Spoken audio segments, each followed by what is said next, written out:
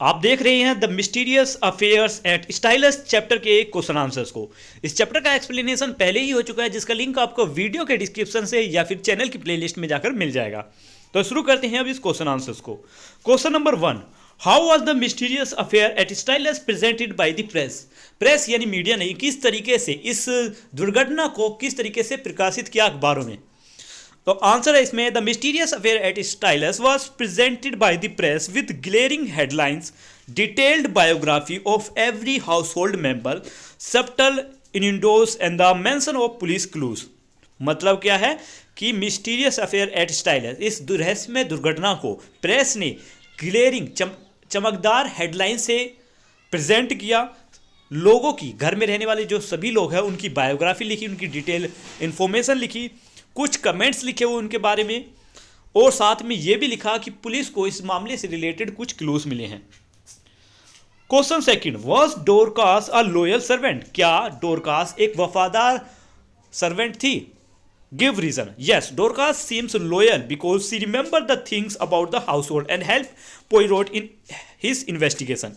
Yes, कि Dorcas एक loyal servant है क्योंकि उसे घर की सभी चीज़ें याद है कि उस दुर्घटना के दिन क्या क्या हुआ था, और साथ में वो पोयरोट की इस केस को सुलझाने में मदद कर रही थी।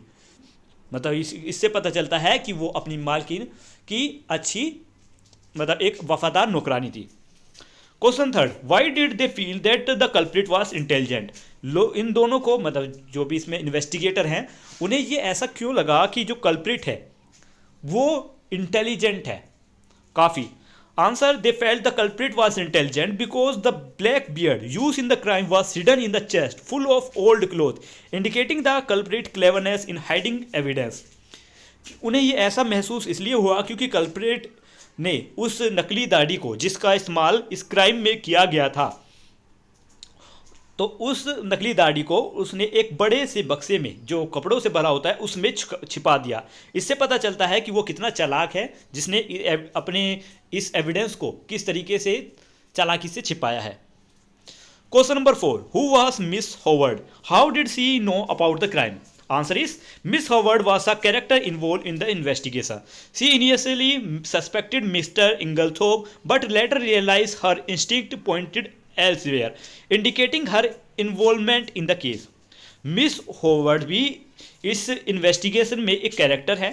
पहले तो मिस होवर्ड का शक मिस्टर इंगलथोप पर था, मतलब मिसिस इंगलथोप के हस्बैंड पर, लेकिन जल्द ही उनका ये शक दूसरी तरफ मुड़ गया, किसी और इंसान की तरफ, और ठीक है, जिसे इस केस में, मतलब क्योंकि इस केस में इन्वॉल्वमेंट थी, तो इनकी वजह से पूरा जो शक था वो किसी और इंसान पर चला गया। फिर question number 5, what was Hercules Poirot criteria for an ally, criteria for an ally, sorry, कि हरकुलस पोयरोट का के मुताबिक एक साथी में क्या खूबी होनी चाहिए।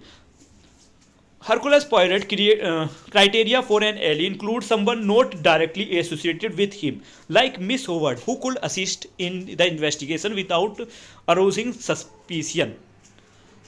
मतलब क्या है, हरकुलस को एक ऐसा साथी चाहिए था, एक ऐसा सहयोगी चाहिए जो इस केस से डायरेक्टली जुड़ा ना हो, ठीक है, और उसके लिए उन्होंने चुना मिस हॉवर्ड को, जो उनकी इस केस में, इस इन्वेस्टिगेशन में मदद कर सकती हैं। How did Poirot convince Miss Howard to think on the right track. Poirot ने मिस हॉवर्ड को सही रास्ते पर किस तरीके से लाई, मतलब सोचने पर सही सोच उनकी कैसे बदली। Poirot convince Miss Howard to think right by asking her to trust her instinct considering other suspect. इसका मतलब है कि पोयरोट ने मिस हॉवर्ड्स को यह कहा कि उसे अपने अनुभवों पर, यानी जो वो अनुमान लगा रही हैं उस पर ध्यान लगाना चाहिए, ठीक है, दूसरे सस्पेक्ट पर नहीं। Why was Hasting not a suitable ally, कि हेस्टिंग जो इसमें अनदर कैरेक्टर था वो एक अच्छा सहयोगी क्यों नहीं है। Hasting was not a suitable ally because he lacked instinct and institution with Poirot deemed essential for effective assistant. एक अच्छे असिस्टेंट के तौर पर जो खूबी एक इन्वेस्टिगेटर के अंदर होनी चाहिए वो हेस्टिंग के पास नहीं थी, इसलिए हेस्टिंग को पोइरोट एक अच्छा मतलब एक सुटेबल एली नहीं मान रहे थे। नेक्स्ट है answer this question with reference to the context. Question number 1, Hasting this affair is very deep. यहाँ पे लाइन कही गई है पोइरोट द्वारा कि हेस्टिंग ये जो मामला है ये बहुत ज़्यादा गंभीर है। तो क्वेश्चन यहाँ पर पहले यही पूछा गया है कि किसने एक वर्ड कही, तो आंसर है यहाँ पर ये पोइरोट ने कही। Question number B, why did he think that the affair was very deep. उनका ये मानना क्यों है कि ये मामला बहुत ज़्यादा गंभीर है। Answer, he thought that the case was deep because it involve smart planning and motives. ये मामला गंभीर इसलिए है क्योंकि इसमें इस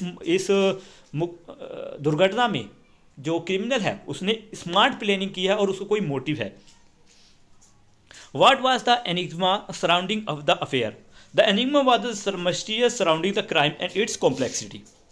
नेक्स्ट है question number 2, there's mon ami you will be of great assistant to me. Mon ami का मतलब है ग्रेट फ्रेंड, ठीक है। तो यहाँ पर क्वेश्चन पूछा गया है who expect whom to be great assistant. Great assistant की उम्मीद कौन कर रहा है। Answer, Poirot expected Hasting to help a lot. Why did he require his assistant. यहाँ पर पोइरोट को हेस्टिंग की ज़रूरत क्यों है। देखिए ये लाइन यहाँ पर जो बोली गई है, द मोमी you will be great assistant to me, ये हेस्टिंग के लिए बोली गई थी जब पोइरोट ने ये कहा था कि मेरे प्यारे दोस्त तुम मेरे एक अच्छे साथी बनोगे, ठीक है, तो बहुत अच्छे हो। फिर इस पर क्वेश्चन पूछा गया Y did he require his assistance, क्यों उसे एक असिस्टेंट के तौर पर हेस्टिंग की ज़रूरत है। क्योंकि वो इन्वेस्टिगेशन में पोइरोट की मदद कर सके। Why did the speaker approve of him. Speaker उसकी बात पर राजी क्यों हुआ। The speaker like Hasting because why did the speaker approve of him. Speaker उसे ही क्यों चुनता है। The speaker like Hasting because he thought Hasting would be helpful despite his doubt, ठीक है। मतलब कि स्पीकर जो यानी पोइरोट जो हेस्टिंग को एक इन्वेस्टिगेशन के तौर पर कम समझती हैं, मतलब वो सोचती हैं कि हेस्टिंग की कमी है, अनुभव की कमी है, फिर भी वो सोचते हैं कि हेस्टिंग एक अच्छा साथी है जो अच्छी मदद कर रहा है, एक हेल्पफुल पर्सन है। Question 3, I did not know what put such a wild such a dreadful idea into my mind. मैं नहीं जानती, यहाँ पे एक महिला ने कहा था मैं नहीं जानती कि इस तरीके का खौफनाक आइडिया मेरे दिमाग में आया भी कैसे। क्वेश्चन है who is the speaker. Answer, Miss Howard said this. किसी यहाँ पर स्पीकर कौन है, Miss Howard. Question number B, what idea is the speaker talking about. यहाँ पर स्पीकर किस आइडिया के बारे में बात कर रही है। She was talking about the idea that mister Inglethorp might not be the culprit. क्योंकि उनका यहाँ पर ये सोचना है कि जो मिस्टर इंगलथोप है वो कल्प्रेट नहीं है, कोई और है। What impact did it have on the case. इस बात का इस केस पर क्या प्रभाव पड़ा। This idea change the focus of investigator affecting it's process. इससे जो इन्वेस्टिगेशन की जो प्रोसेस थी उसमें बहुत ज़्यादा असर पड़ा, क्योंकि इनका अब जो शक है वो किसी और पर चला गया था, इससे पूरा केस ही बदल गया था। नेक्स्ट है think and answer.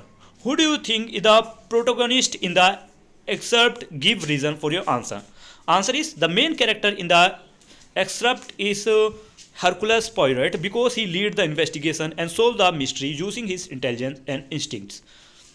Question second, write an account on the elementary of mystery and suspense in the narrative. Answer, the story is mysterious and suspenseful because of the murder, clues, suspect and slow reveal of secret. The hidden truth and unexpected turn keep the reader engaged.